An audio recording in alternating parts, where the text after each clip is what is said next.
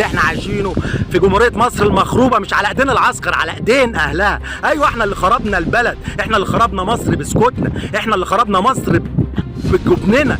انا نزلت عشان ناس كتير قوي كانت بتسال سؤال يقول لك هو اللي بيحصل ده يرضي ربنا. انا نزلت عشان اكتشفت ان اللي بيحصل ده يرضي ربنا. والله يرضي ربنا، لان ربنا يرضيه ان اللي يسكت عن حقه تتحط الجزمه ببقه. هو ربنا كان اداك لسان ليه؟ مش عشان تنطق وتطالب بحقك، ولا دي حق وراءه مطالب.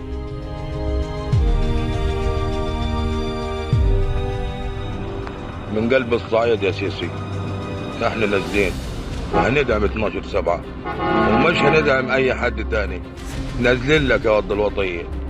خربت البلد ودقت. شوف الطريق ما فيهاش صريخ وابن يومين من فقرك يا فاقر يا ادعم ثوره الكرامه 12/7 عشان خاطر الذل اللي احنا فيه بسبب واحد مجنون ماسك البلد، لا عارف يدير ولا عارف يمشي امور البلد، وكل اللي طالع فيه كباري وطرق كباري وطرق. الناس بتموت في المستشفيات ومش لاقيين علاج، والناس الكهرباء بتقطع عليها، واخواتنا في غزه اللي خذلناهم اكبر خذلان في التاريخ.